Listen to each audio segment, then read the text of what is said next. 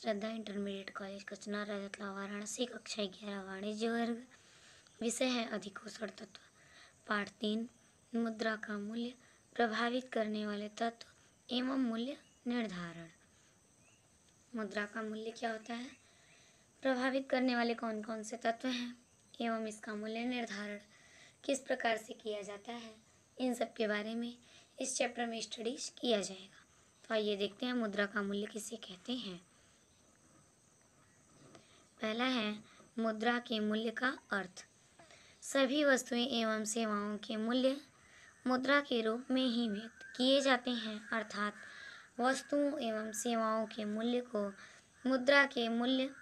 मुद्रा में मापा जा सकता है, परंतु मुद्रा के मूल्य को अन्य वस्तु के मूल्य की तरह नहीं मापा जा सकता। वास्तव में मुद्रा का अपना कोई मूल्य नहीं होता, इसमें वस्तुओं एवं सेवाओं को प्राप्त करने की शक्ति होती है और यह क्रय शक्ति ही मुद्रा का मूल्य कहलाती है। इसमें संबंधित विभिन्न अर्थशास्त्रियों ने अपने विचार प्रस्तुत किए हैं। मुद्रा के मूल्य का आशय ब्याज दर से होता है। कुछ अर्थशास्त्रियों का विचार है कि जिस प्रकार से वस्तुओं का क्रय विक्रय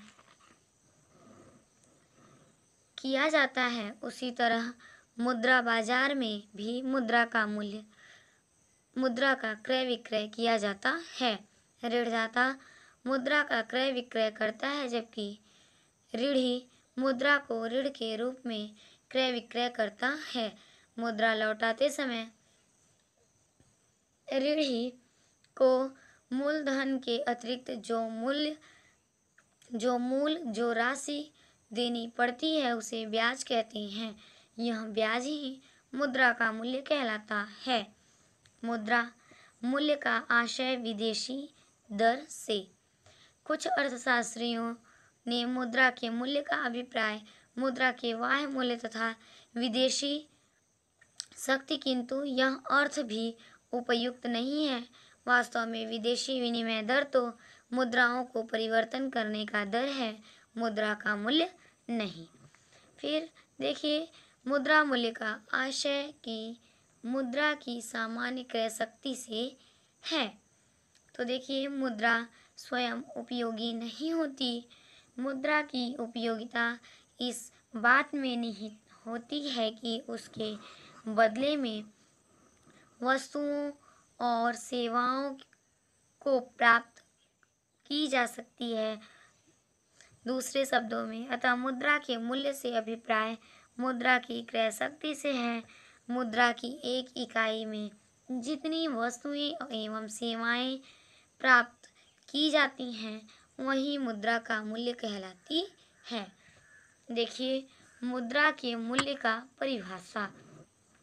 तो रॉबर्टसन के अनुसार मुद्रा से हमारा आशय उन वस्तुओं की उस मात्रा से है जो सामान्यतः मुद्रा की एक इकाई के बदले में प्राप्त होती है। किन्स के अनुसार किसी विशेष स्थिति में मुद्रा की क्रय शक्ति वस्तुओं और सेवाओं की उस मात्रा पर निर्भर होती है जो मुद्रा की एक इकाई क्रय कर सकती है। आगे देखिए मुद्रा मूल्य तथा सामान्य मूल्य स्तर में संबंध। मुद्रा के मूल्य और सामान्य मूल्य स्तर में विपरीत संबंध होता है, अर्थात सामान्य मूल्य स्तर में जिस दिशा में परिवर्तन होगा, मुद्रा के मूल्य में उसके विपरीत परिवर्तन होगा। सरल शब्दों में, यदि सामान्य मूल्य स्तर बढ़ता है तो मुद्रा का मूल्य घटेगा और जब सामान्य मूल्य स्तर घटेगा तो मुद्रा का मूल्य बढ़ेगा। अतः स्पष्ट है कि मुद्रा के मूल्य में परिवर्तन सामान्य मूल्य स्तर पर निर्भर करता है, वस्तु विशेष के मूल्य परिवर्तन से नहीं। मुद्रा के मूल्य में परिवर्तन होने के निम्न कारण हो सकते हैं, जो निम्नलिखित है। पहला है जनसंख्या में परिवर्तन, फिर है प्राकृतिक कारण, फिर घाटे की वित्त व्यवस्था, नेक्स्ट है भारी करारोपण, नेक्स्ट है आवश्यक वस्तुओं का निर्यात, और उसके बाद है वस्तुओं का कृत्रिम अभाव, फिर उद्योगों में हड़ताल एवं तालाबंदी, बैंकों की साख नीति। ये सब कारण बैंक मुद्रा के मूल्य में घटने या बढ़ने के कारण बन सकते हैं। नेक्स्ट है मुद्रा का मूल्य निर्धारण। तो मुद्रा का मूल्य निर्धारण करने के लिए अर्थशास्त्रियों द्वारा अनेक सिद्धांत प्रतिपादित किए गए हैं, जिनमें से मुख्य सिद्धांत इस प्रकार हैं। मानव पूर्ति का सिद्धांत, मांग की पूर्ति का सिद्धांत, नेक्स्ट है मुद्रा का परिमाण सिद्धांत। तो मांग की पूर्ति का सिद्धांत क्या कहता है? अर्थशास्त्रियों ने मुद्रा को एक वस्तु ही माना है, अतः उनके अनुसार अन्य वस्तुओं की भांति मुद्रा का मूल्य उसकी मानव पूर्ति की सापेक्षिक शक्तियों द्वारा निर्धारित होता है। प्रोफेसर रॉबर्टसन के अनुसार मुद्रा के अनेक आर्थिक वस्तुओं में से एक है, अतः इसका मूल्य भी मांग पूर्ति संबंधित दशाओं द्वारा ही होता है, जो किसी अन्य वस्तुओं के मूल्यों को निर्धारित करते हैं। मुद्रा की मांग हम इसलिए करते हैं ताकि इसकी सहायता से वस्तुओं तथा सेवाओं को प्राप्त कर सकें, अपनी आवश्यकताओं को संतुष्ट कर सकें। इस प्रकार किसी समय विशेष में मुद्रा की मांग किसी देश की विनिमय के लिए उपलब्ध होने वाली वस्तुओं की सेवाओं की पूर्ति पर निर्भर करती है। प्रोफेसर किन्स के अनुसार मुद्रा की मांग से अभिप्राय तरलता एवं नकदी की मांग से है। मुद्रा की मांग कम स्तर Px विनिमय की सौदों की कुल मात्रा T है। नेक्स्ट देखिए, मुद्रा की मांग व पूर्ति का संतुलन। अन्य वस्तुओं की भांति मुद्रा का मूल्य निर्धारण भी इसी मांग और पूर्ति की सापेक्षिक शक्तियों के द्वारा होती है। जिस बिंदु पर मुद्रा की मांग होती है, उसी बिंदु पर मुद्रा की मांग और उसकी पूर्ति में मुद्रा का सामान्य दर स्थापित हो जाता है। वहीं पर मुद्रा का मूल्य निर्धारण हो जाता है। मुद्रा की पूर्ति।